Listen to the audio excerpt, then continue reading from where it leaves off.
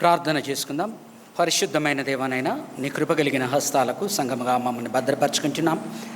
నిన్ను స్తుతించి ఉండగా, ఆరాధించి ఉండగా, మరి నీ వాక్యము ద్వారా నీవు మాతో మాట్లాడమని ఆనాటి అపోస్తలునైనా నీ పునరుద్ధానము అనంతరము వారు బోధించిన సందేశము, మరి ప్రభు పరిశుద్ధాత్మ సహాయంతో వారు బోధించిన సందేశాన్ని నాయనా ఈరోజు ధ్యానించబోతూ ఉండగా నీ ఆత్మ సహాయమును నీ సేవకునిగా నాకు దయచేయమని, నీ సిలువ చాటున నన్ను మరుగుపరుచుకొని నీ పరిశుద్ధమైన పవిత్రమైన రక్తంతో ప్రోక్షించి నీ ఆత్మ సహకారముతోనైనా నా కంఠస్వరమును నీ వాడుకొని సేవకునిగా నీ యొక్క ఉపదేశమును సంఘమునకు దయచేయమని యేసు నామమున ఇటు ప్రార్థన వేడుకుంటున్నాము తండ్రి, ఆమేన్. దయచేసి అందరు కూర్చోవలసిందిగా కోరుకుంటున్నాను. నా స్వరము వినపడుతూ ఉన్నదా అండి? అందరికీ వినపడుతూ ఉన్నదా? ఇజ్ ఇట్ క్లియర్గా ఉందండి పైన వారికి అందరికీ కూడా? ఓకే, ఎందుకంటే మైకులు కొద్దిగా దూరంగా ఉన్నాయి, నాకు తెలియట్లేదు. మరి దేవుని నామమున ఈ దినము బాప్టిస్ట్ చర్చ్ సంతోష్ నగర్ సంఘానికి ఎంతమంది అయితే వచ్చారో వారిని సాదరముగా ఆహ్వానిస్తూ దేవుడు మిమ్మును మీ కుటుంబాలని దీవించాలని కోరుకుంటున్నాను.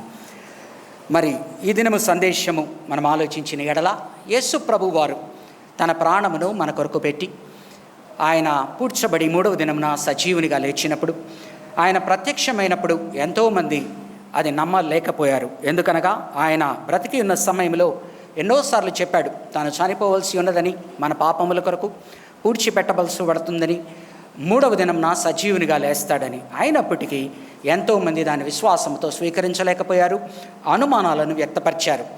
ఆ యొక్క సమయంలో 40 దినములు యేసు ప్రభు వారు ప్రత్యక్షమైనట్టుగా కనపడుతూ ఉన్నది.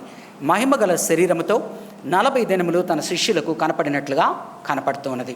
కాబట్టి యేసు ప్రభు వారు ఆనాడు తనతో కూడా ఉన్న శిష్యులని వారి విశ్వాసములో బలపరచుటకు, వారు భవిష్యత్తులో తన కొరకు ఏమి చేయాలనో చెప్పుట కొరకు ఆయన వారిని తన ఆత్మ ద్వారా నడిపిస్తూ ముందుకు వెళ్ళేటువంటి క్రమములో మనం గమనించినట్లయితే యేసు ప్రభు వారిని నమ్ముకున్న 12 మంది శిష్యులే కాకుండా ఎంతోమంది ఆయన వెంబడిస్తూ ఉన్నారు. మరి ఎప్పుడైతే ఆయన లేచాడో, 3వ దినమున పునరుద్ధానమై లేచాడో, తన కుటుంబంలో కూడా కొంతమంది నమ్మని వారు కూడా నమ్మినట్లుగా మనం చూస్తున్నాం. అంటే విశ్వాసుల యొక్క సంఖ్య పెరిగినట్లుగా మనం చూస్తూ ఉన్నాం. చూడండి, అపోస్తల కార్యము 1వ అధ్యాయము 13-14 వచనాల్లో కనుక చూసినట్లయితే, వారు పట్టణములో ప్రవేశించి తాము బస చేయుచుండిన మేడగదిలోనికి ఎక్కిపోయిరి.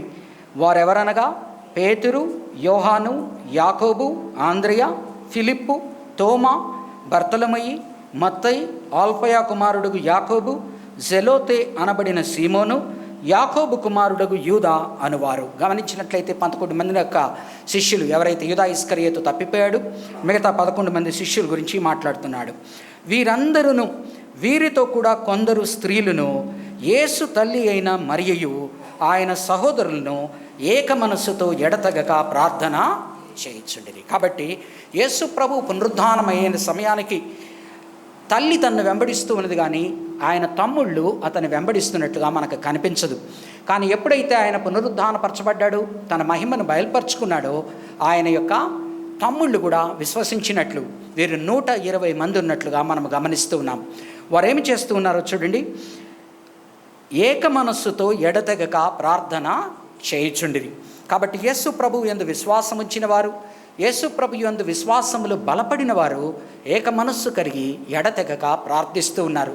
కాబట్టి ఈ దినము పునరుద్ధానమైన తరువాత మనమందరము కూడా ఈ రీతిగా ఉండాలని దేవుడు మనల్ని కోరుకుంటూ ఉన్నాడు. ఏక మనస్సుతో ఉండాలని కోరుకుంటున్నాడు, ఎడతెగక ప్రార్థించేటువంటి వారముగా ఉండాలని కోరుకుంటున్నాడు. ఆయన మహిమ, పునరుద్ధాన మహిమ బయలుపరచబడుతూ ఉన్నప్పుడు, మనము సువార్తను ప్రకటిస్తూ ఉన్నప్పుడు సంఘమునకు, దేవుని యొక్క మందిరములోకి, ఆయన యొక్క శరీరములోకి విశ్వాసులు చేర్చబడుతూ ఉండాలి, ఇంప్రూవ్ అవుతూ ఉండాలన్నది మనకి గుర్తు చేస్తూ ఉన్నాడు. యేసు ప్రభు వారు తాను వెళ్తూ ఉన్న సమయంలో వారికి ఇచ్చిన వాగ్దానము, నేను పరిశుద్ధాత్మ దేవుణ్ణి మీ మీదికి పంపిస్తాను, అంతవరకు కూడా మీరు యెరూషలేములోనే ఉండండి, నేను పైకి వెళ్ళిన తరువాత మీకు పరిశుద్ధాత్మ దేవుణ్ణి మీ మీదికి పంపిస్తాను అనేటువంటి వాగ్దానం ఇచ్చినాడు. కాబట్టి 40 దినములు ఆయన వారితో నుండి వారికి ప్రోత్సహించి, ఆ తరువాత ఆయన పైకి వెళ్ళిన తర్వాత పెంతెకొస్తు దినమున ఆయన పరిశుద్ధాత్మ దేవుణ్ణి కిందకు పంపించినట్లుగా మనము చూస్తూ ఉన్నాం. ఈ యొక్క పెంతకోస్తు అనుభవం కనుక గమనించినట్లయితే, పెంతకోస్తు అనగా 50వ దినము, అనగా ఏ దినమైతే ఆయన మరణించాడు దాని నుంచి మనం 49 రోజులు కనుక వేస్తే ఆ యొక్క 50వ రోజు ఈ పెంతకోస్తు దినము వస్తుంది. ఈ పెంతకోస్తు దినము పాతకాలంలో కనుక గమనించినట్లయితే, పాత నిబంధనలు వీరందరూ కూడా వారి యొక్క ప్రథమ ఫలాలను తీసుకొచ్చి ఆ రోజు దేవుణ్ణి ఆరాధించేవారు. అలాగనే ఈ పెంతకోస్తు దినాన ఆత్మలు అనేటువంటి ప్రథమ ఫలము దేవునికి వీరు సమర్పిస్తూ ఉన్నారు. ఎప్పుడైతే ఈ పరిశుద్ధాత్మ దేవుని సహాయముతో అపొస్తలుడైన పేతురు వాక్యమును బోధించడము ప్రారంభించాడో, ఆ వాక్యానికి ప్రేరేపింపబడి, ప్రోత్సహింపబడి, వారి హృదయాలు గద్దింపబడి 3000 మంది వారి శిష్యులలో చేరినట్లుగా మనకు కనిపిస్తూ ఉన్నది. కాబట్టి పెంతకోస్తు దినం యొక్క ప్రాధాన్యత మనం ఆలోచించాలి అంటే, పాత నిబంధన సమయంలో వారు ఈ పెంతకోస్తు దినాన ఆ యొక్క ప్రథమ ఫలాలను తీసుకొచ్చి ఆయన ముందర ఆలయములో పెట్టి ఆయనను ఆరాధించేవారు, కృతజ్ఞత తెలియచేసుకునేవారు. అలాగనే ఈ పెంతకోస్తు దినాన ప్రభువు కొత్త ఆత్మల్ని వారి మధ్యన చేరుస్తూ ఉన్నాడు.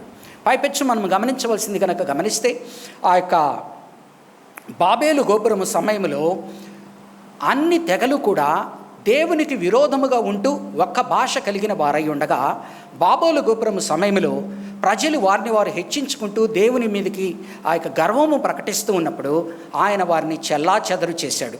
చెల్లాచెదరు చేసిన సమయంలో భాషలను, వారికి ఒక్క భాష ఉంటూ ఉండగా ఆ భాషలను నానా భాషలు చేసేసి ఒకరితో ఒకరు మాట్లాడుకున్న దాన్ని అర్థము చేసుకోలేకుండా విడిపోయేలా చేశాడు.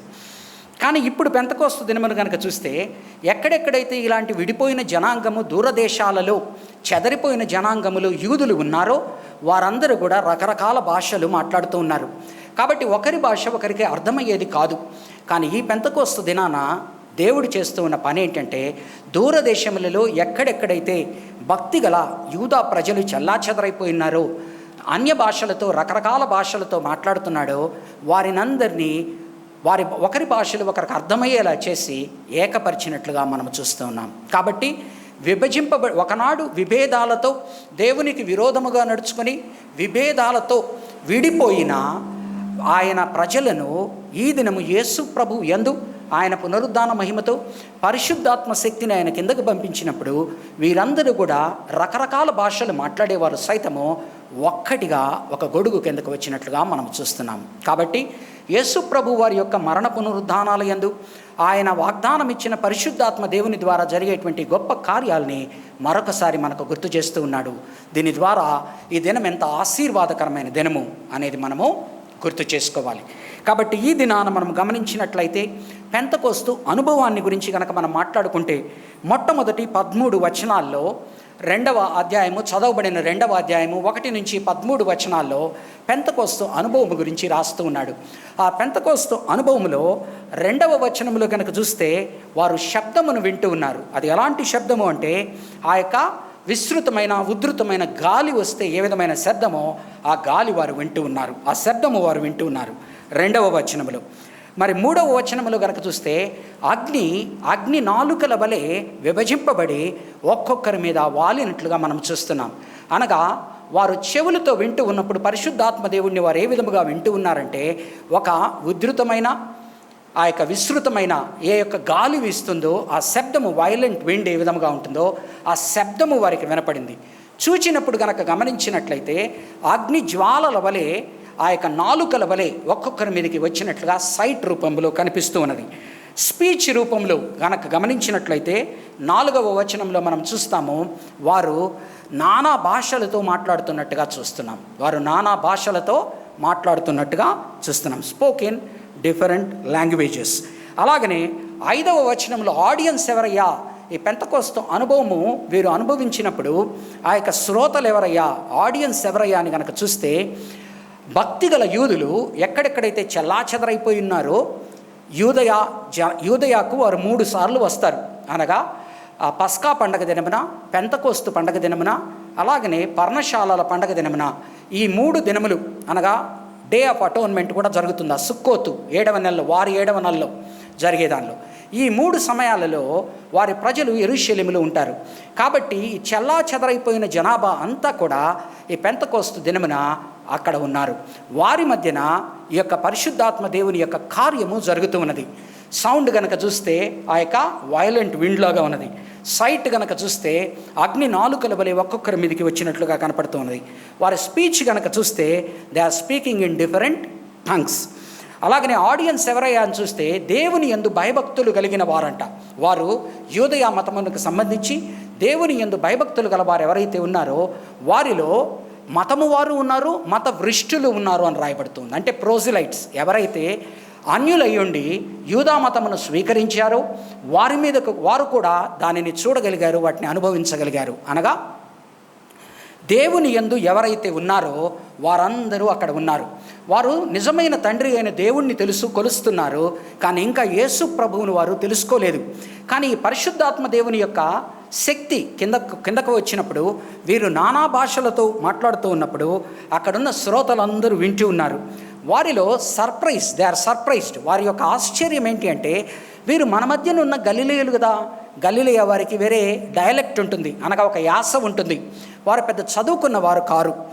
కాబట్టి మన మధ్యన ఉంటూ ఉన్న వారందరూ వీరు గలిలయులు కదా, కానీ వీరు ఇలా మన భాషల్లో ఎలా మాట్లాడుతున్నారు అనేటువంటి ఆశ్చర్యము వారికి కలిగింది. అనగా ఎవరు ఏ భాషలో వారి మాతృభాష ఏదైతే అయిపోయిందో ఆ మాతృభాషలో మాట్లాడేది వింటూ ఉన్నారు వారు.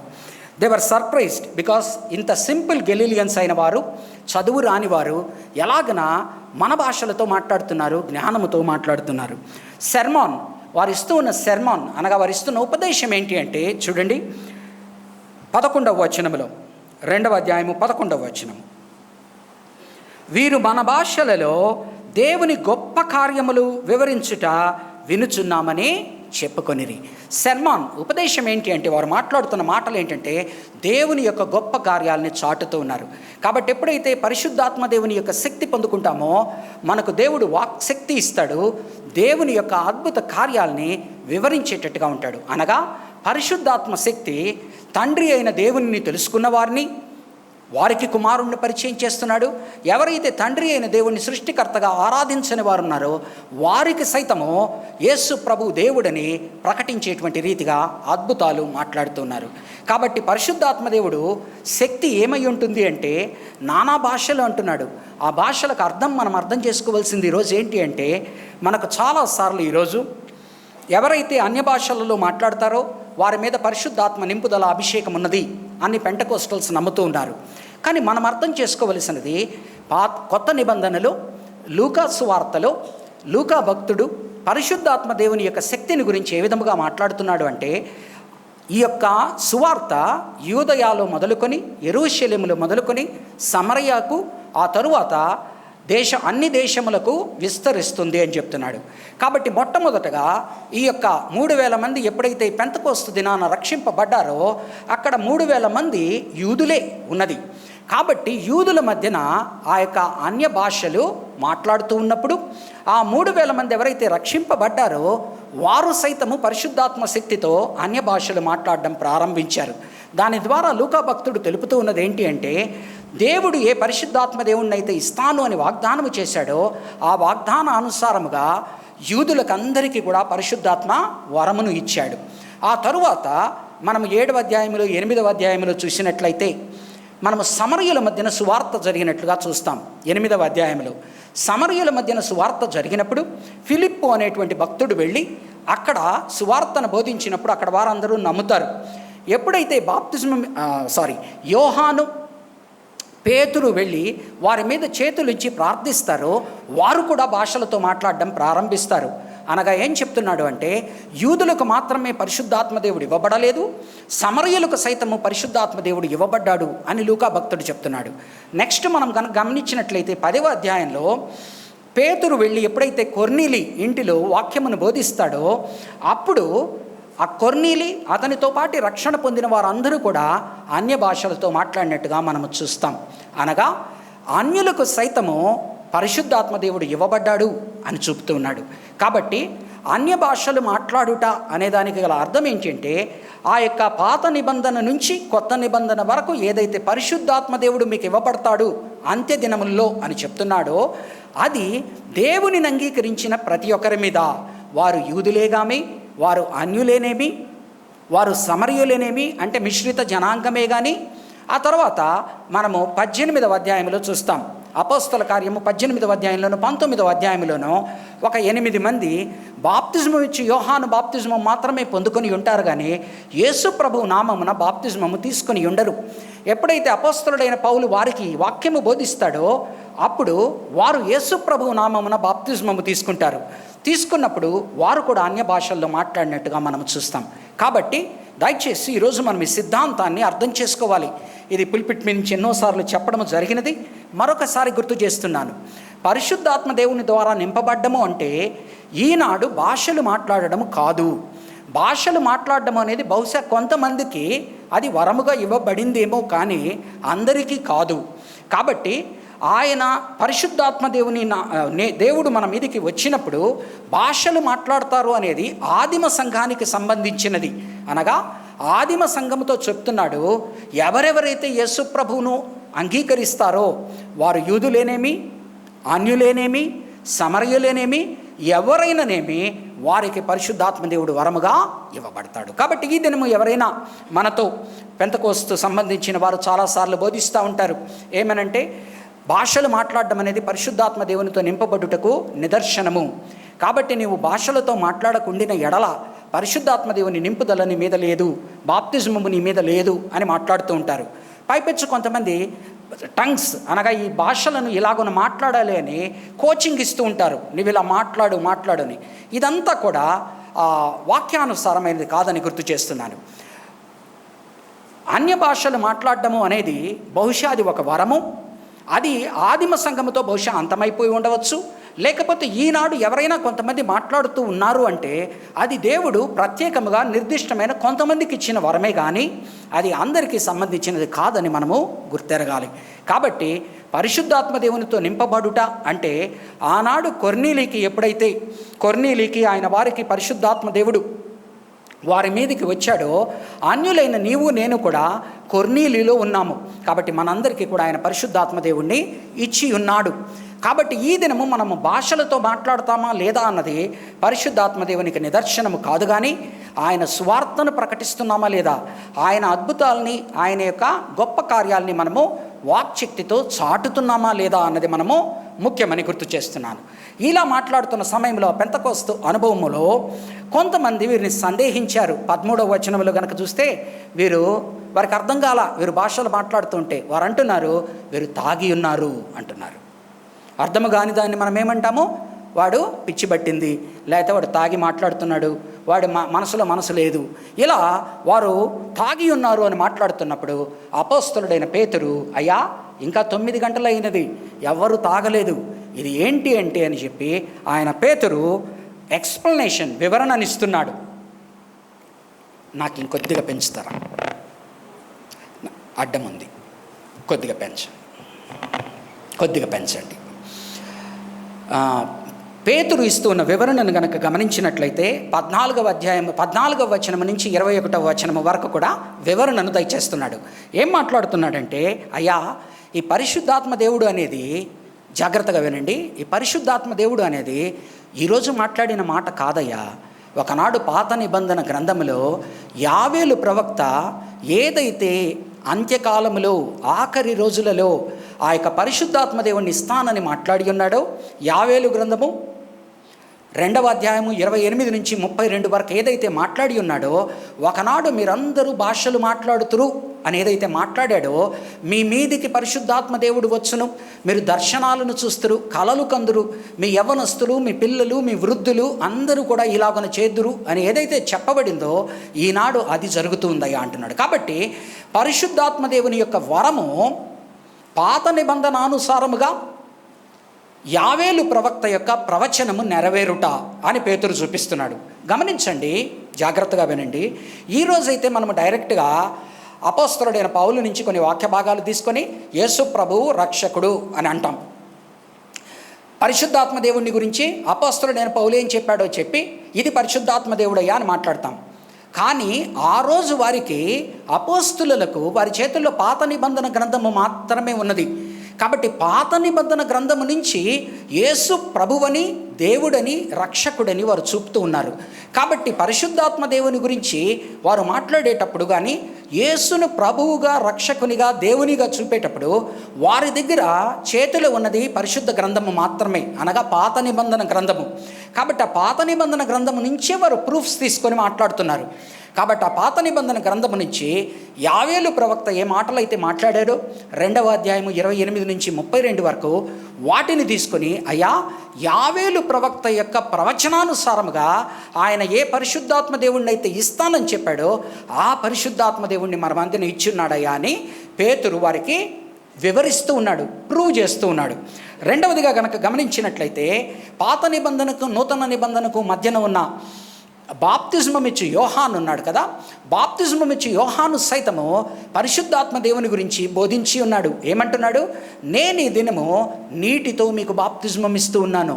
ఒకానొక నాడు నాకన్నా గొప్పవాడు, నాకన్నా ఘనుడు అయినవాడు, నేను అతని చెప్పుల వారను కూడా నేను తీయలేని వాడు, నేనా ప్రభు వస్తున్నాడు, ఆయన మిమ్మలను అగ్నితోనూ పరిశుద్ధాత్మతోనూ నింపును అంటున్నాడు, బాప్తిజమం ఇచ్చును అంటున్నాడు.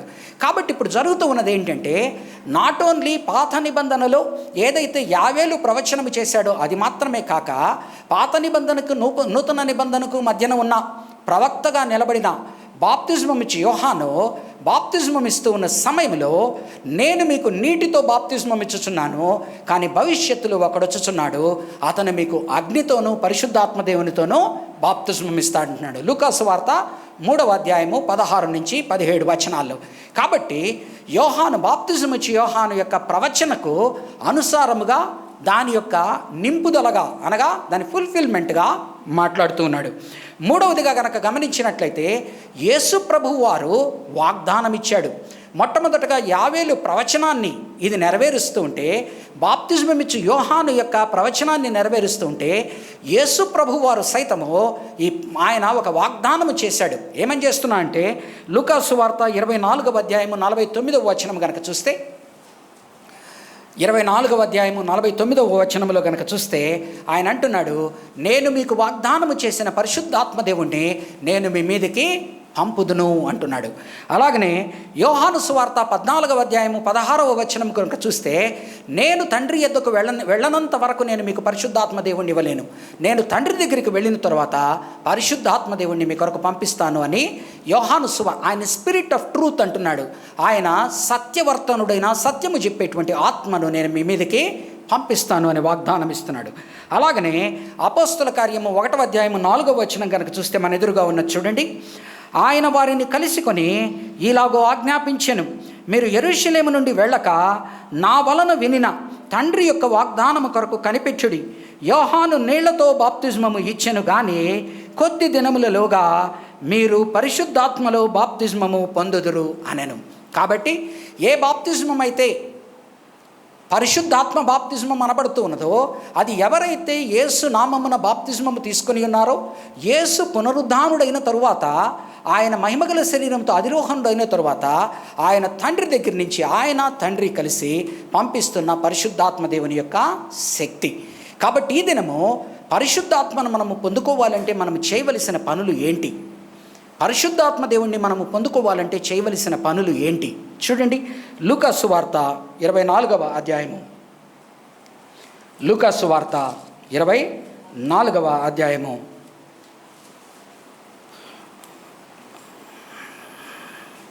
46 నుంచి చదువుతున్నాను. క్రీస్తు శ్రమపడి 3వ దినమున మృతులలో నుండి లేచుననియు, యెరూషలేము మొదలుకొని సమస్త జనములలో ఆయన పేరుట మారు మనస్సును పాపక్షమాపణయు ప్రకటింపబడుననియు వ్రాయబడి ఉన్నది.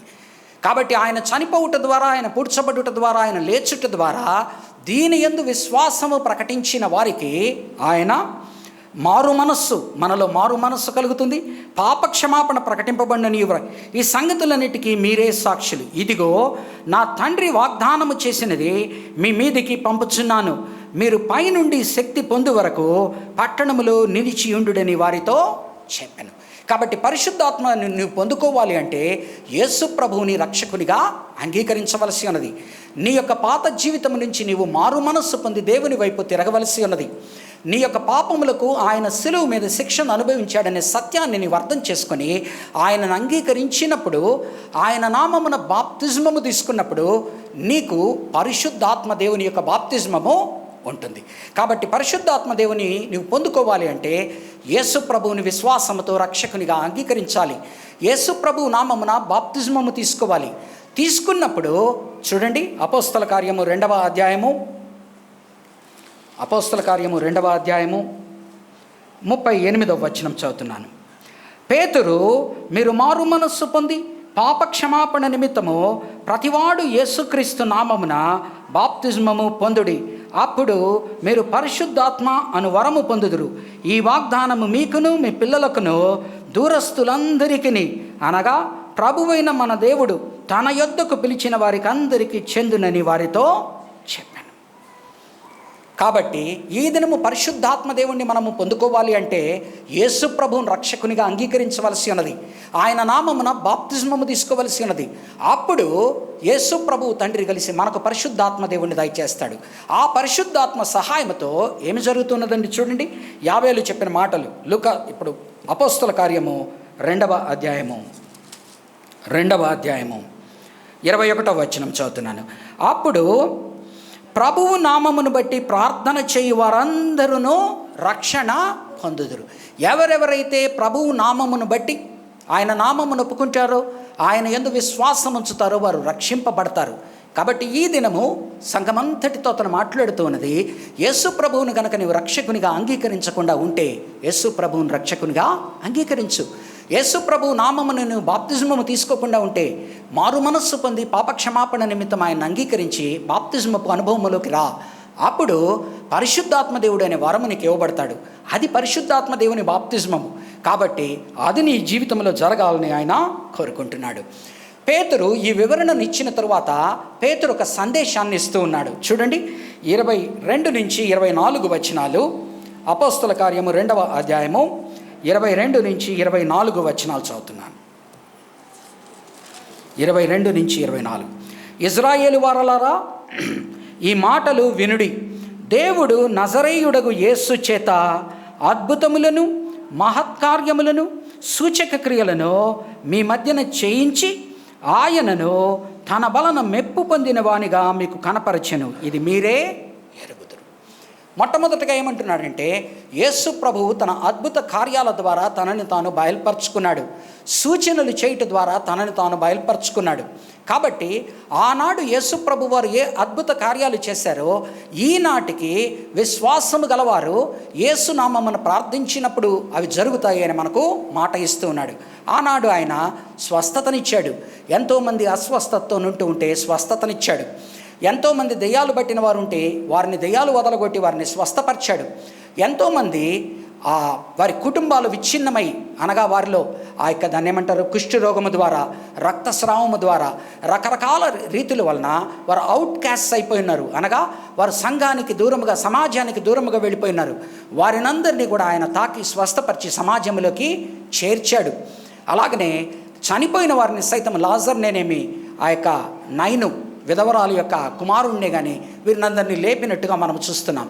కాబట్టి ఆనాడు చేసిన అద్భుత కార్యాలు ఈ దినము సైతం యేసు ప్రభు వారిని నమ్ముకున్న వారు ఆ యొక్క అద్భుత కార్యాలని వారి జీవితాల్లో చూస్తారని గుర్తు చేస్తున్నాడు. నీ జీవితంలో అస్వస్థత కనుక ఉంటే యేసు ప్రభువును విశ్వసించిన ఎడల, ఆయన యందు ప్రార్థించిన ఎడల ఆయన నీ అస్వస్థతను బాగు చేసేటువంటి దేవుడు. నీ కుటుంబంలో ఒకవేళ గనక ఏదైనా దురాత్మల యొక్క సంబంధితమైన ఆ యొక్క పీడింపు గనక ఉంటే యేసుని అంగీకరించి యేసు నామమున ప్రార్థించిన ఎడల ఆ దురాత్మల్ని వడగొట్టేటువంటి వాడు. కాబట్టి ఈ రీతిగా ఆయన ఆనాడు చేసిన గొప్ప కార్యాలు ఈనాడు కూడా చేస్తాడంటాడు. చూడండి, యోహాను సువార్తలో ఒక మాట చదువుతాను. యోహాను సువార్త 20వ అధ్యాయం. యోహాను సువార్త 20వ అధ్యాయం 30 నుంచి 31 చదువుతున్నాను. మరియు అనేకమైన ఇతర సూచక క్రియలను యేసు తన శిష్యుల ఎదుట చేసెను. అవి ఈ గ్రంథమందు వ్రాయబడి ఉండలేదు, కానీ యేసు దేవుని కుమారుడైన క్రీస్తు అని మీరు నమ్మునట్లును నమ్మి ఆయన నామమందు జీవము పొందినట్లును ఇవి రాయబడి. ఆయన చేసిన అద్భుతాలు, ఆయన చూపిన సూచన కార్యాలు, ఎందుకంటే ప్రతి ఒక్కటి కూడా యోహాను సువార్తలో కానా వివాహంలో ఆయన యొక్క నీళ్లను ద్రాక్షారసముగా మార్చినప్పుడు ఇది ఆయన చేసిన మొట్టమొదటి సూచక క్రియ అని రాయబడి ఉంటుంది. కాబట్టి ఏ అద్భుతాలను అయితే ఆయన చేశాడో యోహాను సువార్తలో వాటిని సూచక క్రియలు అంటున్నాడు. అంటే సూచన అనగా నీవు దానిని చూసినప్పుడు అది ఇంకొక దాన్ని చూపిస్తూ ఉన్నది.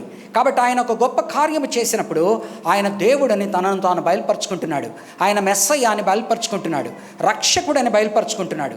ఆయన మీద అటువంటి విశ్వాసం చూపాలని అద్భుత కార్యాలని చేశాడు.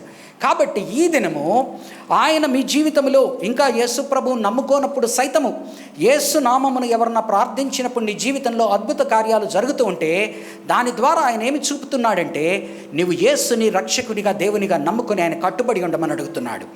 ఎవరైనా యేసుని నమ్ముకున్న తర్వాత ప్రార్థించినప్పుడు ఆ యొక్క అద్భుత కార్యాలు వారి జీవితంలో జరుగుతూ ఉంటే వాళ్ళతో గుర్తు చేస్తున్నాడు, యేసు ఈనాటికి కూడా మన జీవితాలలో ఆయన గొప్ప కార్యాలు చేస్తూ ముందుకు వెళ్ళేటువంటి దేవుడు. కాబట్టి నమ్మకముగా ఆయన యందుండి మనల్ని ముందుకు సాగమంటూ ఉన్నాడు. కాబట్టి ఆయన అద్భుతాలు చేసేటువంటి దేవుడు. ఆయన ఆమోదము పొందినవాడు. ఆనాడు ఆయన్ని ఆయనను ఆమోదించారు. కాబట్టి he is accredited by his miracles as son of God. మనం అర్థం చేసుకోవాలి.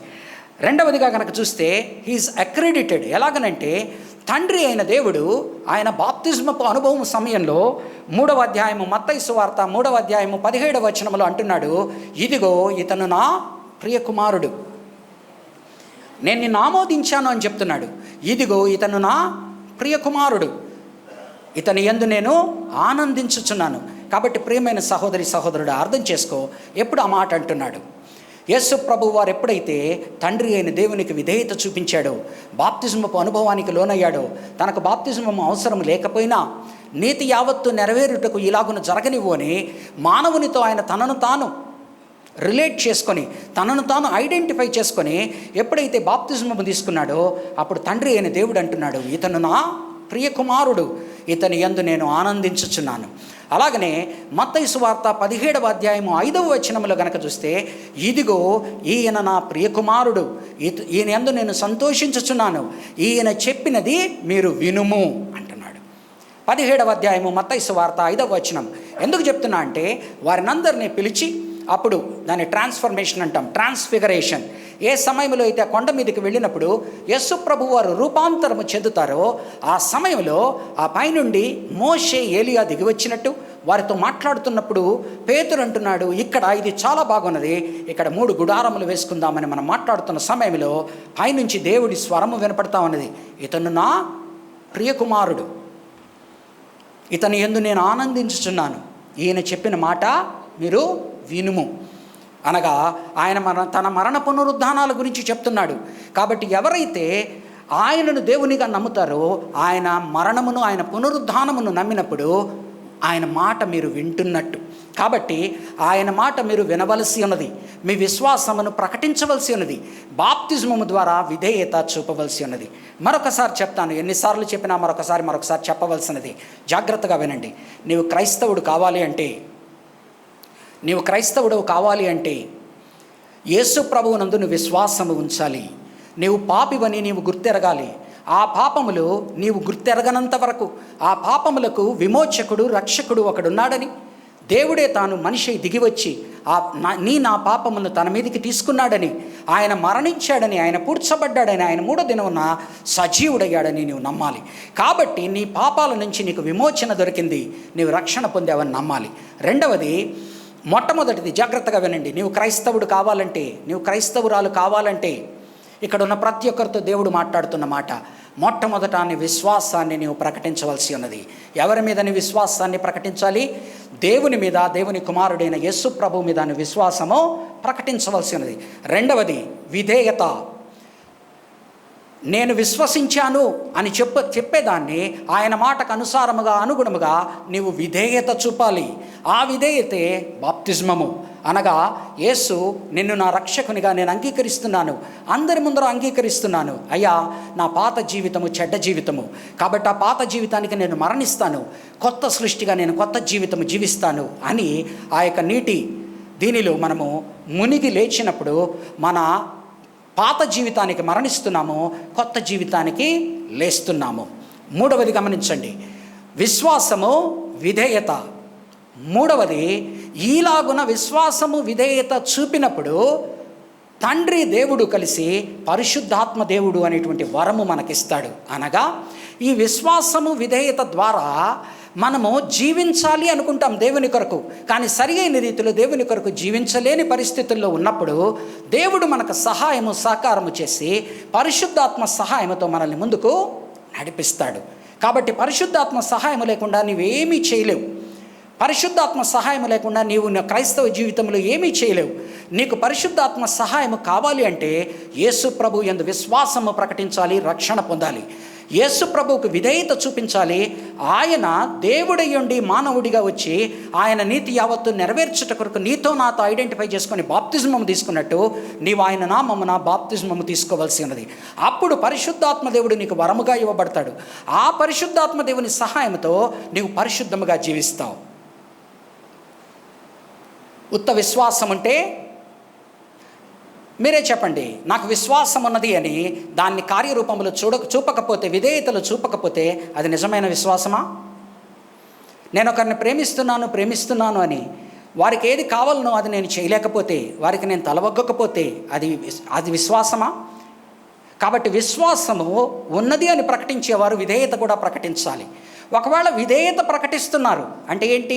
అందరూ చెప్తున్నారు కదా నేను బాప్తిజమము తీసుకుంటానన్నారు, కానీ ప్రభువు మీద విశ్వాసం లేదు. అది ప్రయోజనమా? అది నిన్ను రక్షిస్తుందా? ఉత్త బాప్తిజమము నిన్ను రక్షిస్తుందా? రక్షించదు. విశ్వాసము, విధేయత ఈ రెండిటితో పాటు నువ్వు 20 వేటో 30 వేటో 60 వేటో ఎప్పుడో ఒకప్పుడు బాప్తిజమము తీసుకుంటావు. తీసుకున్న తర్వాత దానికి తగిన రీతిగా నేను నూతన సృష్టిగా జీవిస్తాను అనేదానికి సాదృశ్యం ఏంటండి? నీ రక్షణకు సాదృశ్యం ఏంటి? నీ రక్షణకు సాదృశ్యము విధేయత ద్వారా చూపుట ద్వారా అందరికీ చూపుతున్నావు. నీ రక్షణకు సాదృశ్యము నీ పరివర్తన చెందిన పరిశుద్ధమైన జీవితం. కాబట్టి ఆ పరిశుద్ధమైన జీవితం కనుక నీలో లేదనుకో, నాకు విశ్వాసం ఉన్నది విధేయత ఉంది అన్నా కూడా ప్రయోజనం లేదు. ఈ మూడు జడ ఏ విధముగా అయితే 3 తాళ్లతో పెనవేయబడుతుందో, 3 పేటలతో పెనవేయబడుతుందో, ఈ 3 అర్థం చేసుకోవాలా. యేసు ప్రభు యందు విశ్వాసము ప్రకటించకపోతే వాడు క్రైస్తవుడు కాడు. యేసు ప్రభు యందు విశ్వాసము ప్రకటించిన ప్రతివాడు బాప్తిజమము ద్వారా విధేయత చూపకపోతే వాడు కూడా క్రైస్తవుడు కాడు.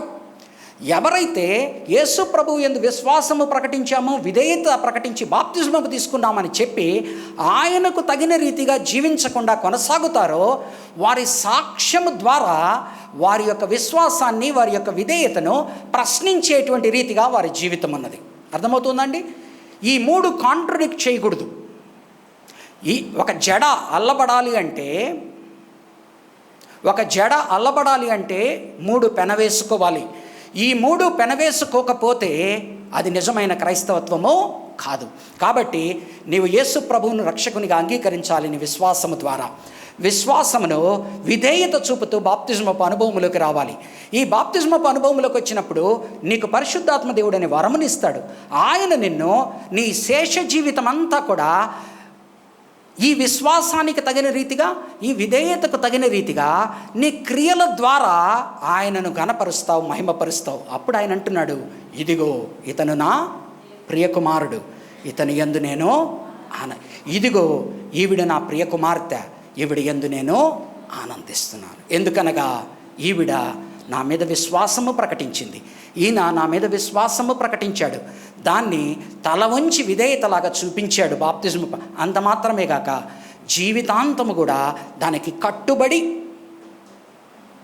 ప్రేమించానని చెప్పడం గొప్ప కాదు, పెళ్లి చేసుకుంటానని పెళ్లి చేసుకోవడం గొప్ప కాదు, ఆ పెళ్లిని ఆఖరి వరకు కాపాడుకోవడం గొప్ప. ఆ పెళ్లిని ఆఖరి వరకు కాపాడుకోవడము, ప్రేమించేవారు ఎంతోమంది ఉన్నారు, పెళ్లితో ముడిపడనివి. పెళ్లి చేసుకునేవారు ఎంతోమంది ఉన్నారు, ఆఖరి వరకు కొనసాగని వారు. అలాగనే ఇది దేవునితో సంబంధ బాంధవ్యాలు, ఇది దేవునితో వివాహము. దేవునితో మనం ఎవరమండి? ఆయన వధువు, ఆయన పెళ్లి కుమారుడైతే మనము వధువు. మనల నుంచి ఆయన కోరుకుంటున్నది ఆయన యందు విశ్వాసము, ఆయన యందు విధేయత, ఆయన యందు అవిశ్వాసమునకు విధేయతకు కలిగిన పరిశుద్ధమైన జీవితము. ఇది మనము చేసినప్పుడు ధైర్యముగా దేవుని ముందర నిలబడగలము. దేవా, నువ్వు చెప్పినట్టు నేను నడుచుకున్నాను నా శ్రేయశక్తుల, నువ్వు ఇచ్చిన ఆత్మ సహాయంతో అని మనము సాక్ష్యము చెప్పగలము. కాబట్టి దయచేసి ఇది మీరు గుర్తు చేసుకోవాలని, దాని ప్రకారముగా మనం ముందుకు వెళ్ళాలని కోరుకుంటున్నాను. రెండవదిగా కనుక చూస్తే 23వ వచనము చూడండి. అపోస్తుల కార్యము 2వ అధ్యాయము 23వ వచనం. 23వ వచనం. దేవుడు నిశ్చయించిన సంకల్పమును ఆయన భవిష్యత్ జ్ఞానమును అనుసరించి అప్పగింపబడిన ఈయనను మీరు దుష్టుల చేత సిలువ వేయించి చంపితిరి. కాబట్టి యేసు ప్రభు చనిపోవడము అనేది దేవుని సంకల్పము, అది దేవుని భవిష్య జ్ఞానము. ముందరనే ఆయనకు తెలుసు, ఫోర్ నాలెడ్జ్. అంటే ఆయన చనిపోవడము ఆకస్మికంగా జరగలేదు, ఆయన ఇష్టపూర్వకముగా విధేయత చూపాడు. కానీ అర్థం చేసుకోండి, ఆయన చనిపోవడము ఆగత్యము, కానీ ఆయనను ఎవరైతే చంపారో వారి మీద ఆయన దోషమో మోపుతూ ఉన్నాడు. కాబట్టి యేసును మీ చేతికి అప్పగింపబడెను. ఎవరి చేతికండి? యూదుల యొక్క పెద్దల చేతులకి ఆయన అప్పగింపబడెను. ప్రధాన యాజకుల చేతికి, పరిసయ్యుల చేతికి, శాస్త్రుల చేతికి, సద్దుకయ్యుల చేతికి అప్పజెప్పబడినప్పుడు వారేం చేశారండి? దుష్టుల సహాయము తీసుకొని, అంటే అన్యులైన వారు, యూదులైన వారు తమ ప్రభు వచ్చినప్పుడు గుర్తుపట్టకపోగా అన్యుల సహాయము తీసుకొని ఆయనను సిలువ మీదకి ఎక్కించారు. కానీ ఇది దేవుని సంకల్పము, ప్రభు విధేయత, ప్రభు ఇష్టపూర్వకంగా మరణానికి లోనవుతున్నాడు. అది దేవుని యొక్క సంకల్పము, అది దేవుని యొక్క భవిష్య జ్ఞానము. ముందరనే ఆయన దాన్ని నిర్ణయించున్నాడు. కానీ ఎవరైతే దాన్ని అప్పచెప్పారో వారిని ఆయన నిందిస్తూ ఉన్నాడు. కాబట్టి అర్థం చేసుకోండి, సావరిన్ విల్, హ్యూమన్ విల్ రెండు మనం అర్థం చేసుకోవాలా. దేవుడు తన సార్వభౌమత్వంలో యేసు ప్రభువును మనకు రక్షకుడిగా ఇచ్చుట కొరకు ఆయనని మరణపాత్రుని చేయడానికి ఇష్టపడ్డాడు. యేసు ప్రభువు ఆ సంకల్పానికి తల వంచుతూ గెత్సెమనే ప్రార్థనలో ప్రార్థించి గోజాడి దానికి విధేయత చూపుతున్నాడు. కానీ ప్రధాన యాజకులు, ఎవరైతే యూదుల పెద్దలు ఉన్నారో వారు యేసు ప్రభువును అంగీకరించవలసిన వారు పోయి వారు యేసు ప్రభువును రోమీయులకు అప్పచెప్పారు, అన్యులకు. వారు ఆయనను దుష్టులుగా ఆయనను సిలువ వేశారు. ఇవన్నీ కూడా దేవుని ప్రణాళికలో ఉన్నాయి. కానీ ఏమంటున్నాడండి? అది దేవుని సంకల్పము, యేసు ప్రభు ఇష్టపూర్వకముగా చేస్తున్నది. దేవుని యొక్క భవిష్య జ్ఞానము దాని మీద ఉన్నది. కానీ ఎవరైతే అప్పచెప్పారో వారిని ఏమంటున్నాడో చూడండి. 20 దేవుడు నిశ్చయించిన సంకల్పమును ఆయన భవిష్యత్ జ్ఞానమును అనుసరించి అప్పగింపబడిన ఈయనను మీరు దుష్టుల చేత సిలువ వేయించి చంపితిరి. అలాగనే యూదా ఇస్కరియోతు గురించి కూడా ఒక మాట మాట్లాడతాడు. వాడిని అప్పగించు అంటాడు. అప్పగించినప్పుడు ఏమంటాడంటే వాడు ముందరనే చేస్తాడని ఆ పని తెలుసు అంటున్నాడు. కానీ వాడి జీవితము వాడు పుట్టకుండా ఉంటేనే మంచిది అంటున్నాడు. అంటే వాడికి ఆ పని అప్పచెప్పినట్టుగా కనపడతా ఉంది. కానీ దేవుడు అతను చేసిన తప్పుని పట్టుకొని ఎత్తి చూపుతున్నాడు. కాబట్టి దేవుని యొక్క సార్వభౌమత్వంలో ఆయన ఏది చేయాలనుకుంటున్నాడో అది చేస్తాడు.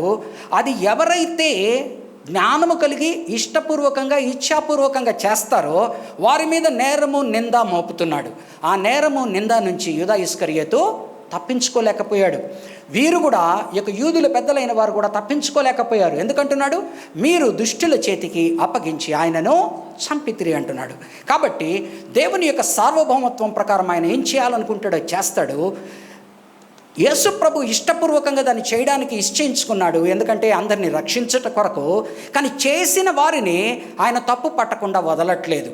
కాబట్టి దీని నుంచి మనం నేర్చుకోవాల్సిన పాఠం ఏంటంటే, మనము చేసే ప్రతి పనిని ఇది దేవునికి ఇష్టమా కాదా, ఇది చేసినందువలన దేవుని యొక్క ఉగ్రత నా మీదకి వస్తుందా, ఇది చేయటం ద్వారా అది ఆయన చిత్తము, నేను చేపిస్తున్నాడు. Whatever sovereign will, free will మధ్యన ఉండేటువంటి ఇది నడుస్తూనే ఉంటుంది.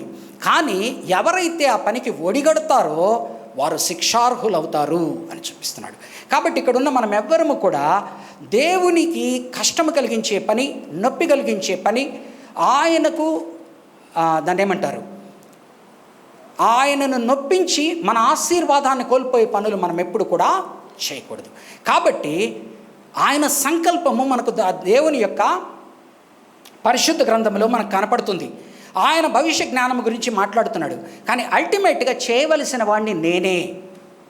కాబట్టి నేను చేసేటప్పుడు 1కి 2 సార్లు, 1కి 3 సార్లు, 1కి 4 సార్లు ఆలోచించుకొని దేవునికి ఇది ఇష్టమా కాదా, ఇది చేస్తే నాకు ఆశీర్వాదమా, ఇది చేస్తే నాకు శాపమా అని ఆలోచించుకొని మనము చేయవలసిందిగా గుర్తు చేస్తున్నాడు. ఈ యేసు ప్రభు చనిపోయిన వాడు మరణము అసాధ్యం అంట. ఆయనకు మరణము అసాధ్యం అంటున్నాడు. చూడండి 24వ వచనం, మరణము ఆయనను బంధించి ఉంచుట అసాధ్యము గనక దేవుడు మరణ వేదనలు తొలగించి ఆయనను లేపెను. ఈ యేసు ప్రభు వారు నీ పాపముల నిమిత్తము నా పాపముల నిమిత్తము చనిపోయాడు, పూడ్చబడ్డాడు. కానీ మరణము ఆయనను తొక్కిపట్టలేదు. ఆయనను సమాధిలో ఉండుటకు దేవుడు ఒప్పుకొనలేదు. ఆయనను లేపెను. ఆయన లేచెను గనకనే ఈరోజు మన రక్షణ సార్థకము. ఆయన మన పాపముల నిమిత్తమై అప్పగింపబడెను. మనము నీతిమంతులుగా తీర్చబడుటకు, ఎంచబడుటకు ఆయన లేపబడెను. రోమీయులకు రాసిన పత్రిక 4వ అధ్యాయము 25వ వచనం. కాబట్టి ఈ పునరుద్ధానుడైన యేసు ఇప్పుడు ఈ పరిశుద్ధాత్మ దేవుణ్ణి మన మీదకి పంపిస్తూ ఉన్నాడని మనము గుర్తు చేసుకోవాలి.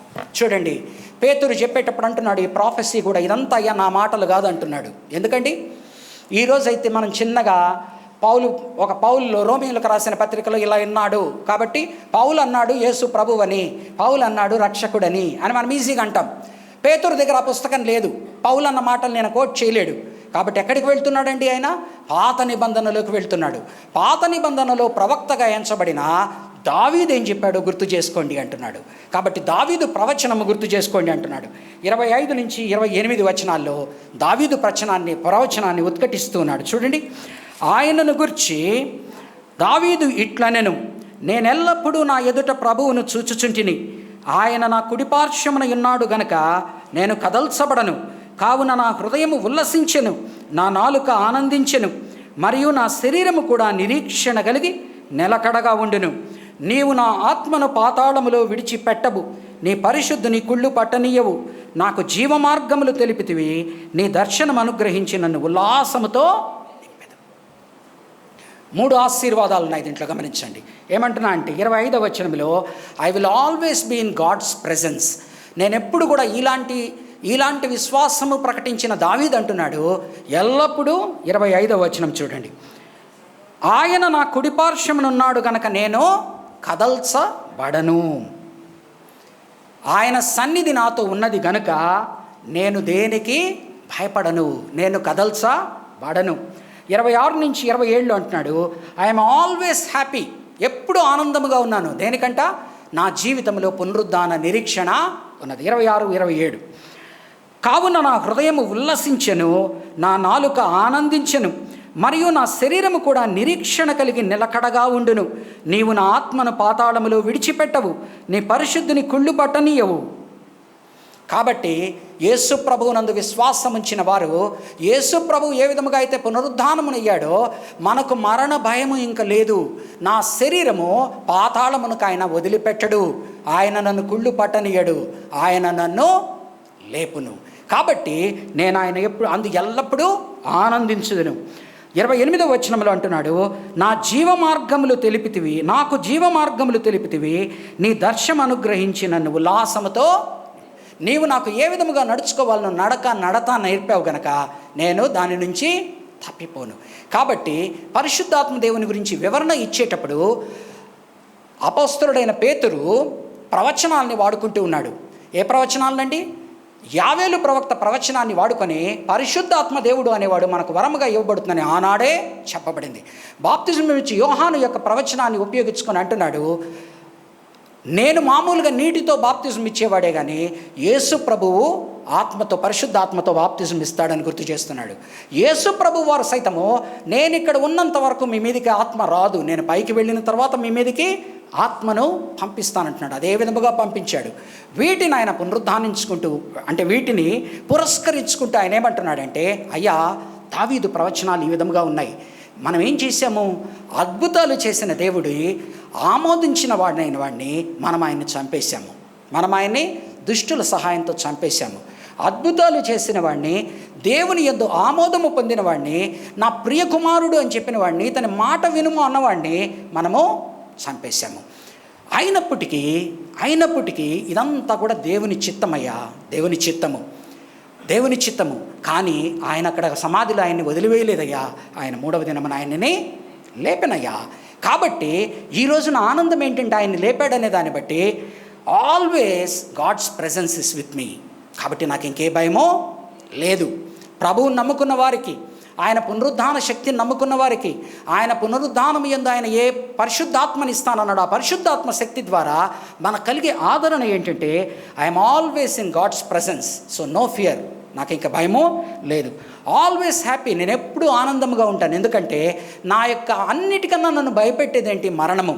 కానీ ఆ మరణము నేను ఆ ప్రభువు జయించినప్పుడు నన్ను సైతం లోపల కుళ్ళు పట్టనియడు, నన్ను ఒక దినము లేపుతాడు, నాకు మహిమగల శరీరాన్ని ఇస్తాడు. కాబట్టి నాకే యొక్క బాధ లేదు. Always I will walk with God in his presence. కావున నేను దేవుని యొక్క మార్గంలో దేవునితో పాటు నేను నడుచుకుంటూ ముందుకి వెళ్తాను. కాబట్టి ఈ విశ్వాసము మనము కలిగి ఉండాలి. దీనికి సాక్షులు ఎవరంటున్నాడండి? ఈ మాట చెప్పి ముగించుకుందాం. 31వ వచనం. క్రీస్తు పాతాళములో విడచబడలేదనియు, ఆయన శరీరము కుళ్ళిపోలేదనియు దావీదు ముందుగా తెలుసుకొని ఆయన పునరుద్ధానమును గురించి చెప్పాను. ఎవరండి దీనికి సాక్షులు? దావీదు పాత నిబంధనలో ఆనాడే యేసు ప్రభు వారి పునరుద్ధానము గురించి ఆయన చెప్పాడు. రెండవదిగా 32వ వచనం. ఈ యేసును దేవుడు లేపెను, దీనికి మేమందరము సాక్షులము. ఈ యేసును దేవుడు లేపెను. ఆనాడు ప్రత్యక్ష సాక్షులైన శిష్యులు 500 మంది ఎవరెవరైతే ఉన్నారో ఆ 40 రోజులు చూసిన వారు ఫస్ట్ హ్యాండ్ విట్నెసెస్కి ఏమంటున్నాడు? మేము సాక్షులము అంటున్నాడు. పేతురు అంటున్నాడు, తోమా అంటున్నాడు, అయ్యా నేను చూస్తే కానీ నమ్మనయ్యా. సరే తోమా, నీకు నేను కనిపిస్తాను అని కనిపించాడు. కాబట్టి ఆనాడు ఎంతోమందికి కనిపించాడు, దానిని సాక్ష్యమిస్తున్నారు. మూడవదిగా ఏదైతే చూడండి, డేవిడ్ ఫోర్సా Jesus resurrection well ahead. Disciples testimony ఉన్నది. ఆఖరుగా ఇవన్నీ నమ్మిన వారికి ఏమిస్తానంటున్నా అంటే డిజైర్డ్ హోలీ స్పిరిట్. ఏ యొక్క పరిశుద్ధాత్మ దేవుని ద్వారా అయితే మనము బ్రతకగలమో, పరిశుద్ధాత్మ దేవుని సహాయము లేకుండా క్రైస్తవుడు పరిశుద్ధ జీవితము జీవించలేడు. పరిశుద్ధాత్మ సహాయము లేకుండా దీవించలేడు. జాగ్రత్తగా వినండి. ఒకడికి దురాత్మ బట్టి ఉన్నదట. ఆ దురాత్మను గద్దించి పంపించి వేశారంట.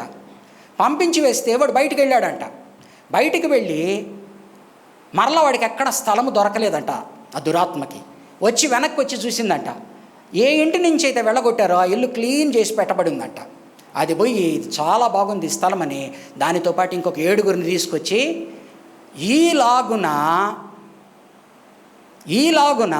ఒకని పరిస్థితి ఉండును అంటున్నాడు. కాబట్టి పరిశుద్ధాత్మ దేవుడు లేకపోతే అక్కడ వాక్యూమ్ ఉండదండి. అర్థమవుతోందా? పరిశుద్ధాత్మ దేవుడు నీ హృదయంలో లేకపోతే అక్కడ ఖాళీ స్థలం ఉండదు. అర్థం చేసుకోండి, జాగ్రత్తగా అర్థం చేసుకోండి. నీవు యేసు ప్రభువుని నిజముగా విశ్వసించనిదే రక్షణ లేదు. నీవు విధేయత చూపి బాప్తిజమము తీసుకొనిదే, ఏదో ఊరికనే ఎవరి కొరకు తీసుకున్న బాప్తిజం వలన ప్రయోజనము లేదు. నీవు నిజముగా విశ్వాసమును పొంది ప్రదర్శించి విధేయతతో బాప్తిజమము తీసుకుంటే నీకు పరిశుద్ధాత్మ దేవుడిని నీకు ఇస్తాడు. పరిశుద్ధాత్మ దేవుడు లేని చోట వేరేది ఉంటుంది అని చెప్తున్నాడు. జాగ్రత్తగా అర్థం చేసుకోండి, గమనించండి. ఇది మన హృదయాల్ని దేవునికి గనక సమర్పించకపోతే, ఒకనాడు మనలో ఏదైతే పాతవి మనల్ని కంట్రోల్ చేస్తున్నాయో అవి ఇంకొక 7గురిని తీసుకొచ్చి మనలో కూర్చుంటుంది.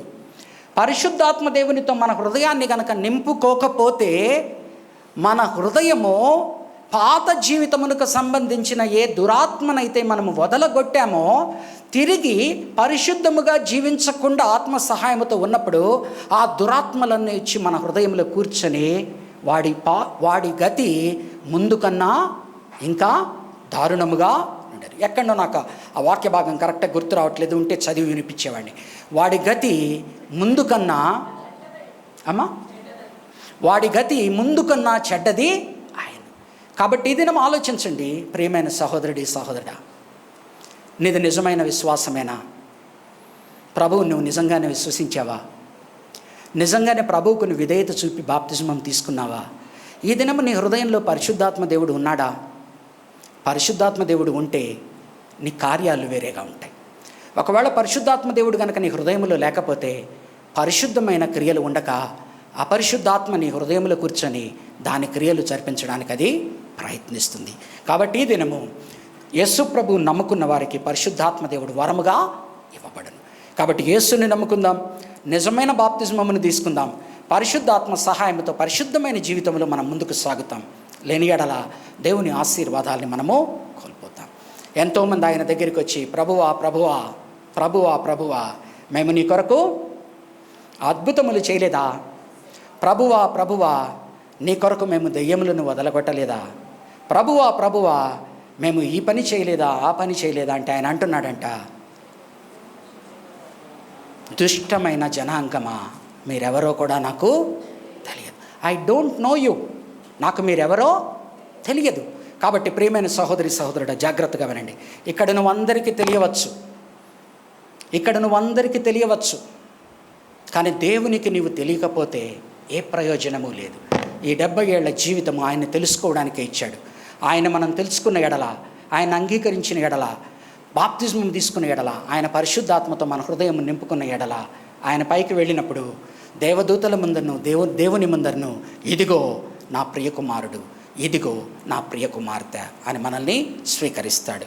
లేని ఎడల మనం ఆశీర్వాదాన్ని కోల్పోతాము, శాపమునకు గురవుతాం. కనుక అది మనకు రాకుండా ఆఖరి వచనంలో 36వ వచనంలో అంటున్నాడు, మీరు చంపిన ఈ యేసు ప్రభువుగాను క్రీస్తుగాను ప్రకటింపబడనని రూఢిగా చెప్పుచున్నాము, తెలుసుకొనవలనని కోరుకుంటున్నాం అంటాడు.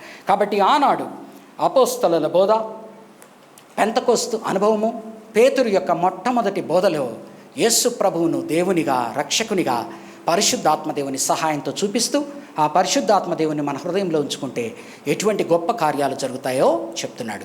అలాగున ఇక్కడున్న ప్రతి ఒక్కరు కూడా యేసు ప్రభువు యందు విశ్వాసం ఉంచాలని, నిజమైన బాప్తిజమపు అనుభవానికి లోను కావాలని, పరిశుద్ధాత్మ సహాయంతో మీ జీవితాలు పరిశుద్ధంగా నడుపుకోవాలని దేవుని యొక్క దీవెనలు మీ మీద, మీ కుటుంబాల మీద, మీ పిల్లల మీద, తరముల మీద ఉండాలని కోరుకుంటూ ప్రార్థిస్తాను.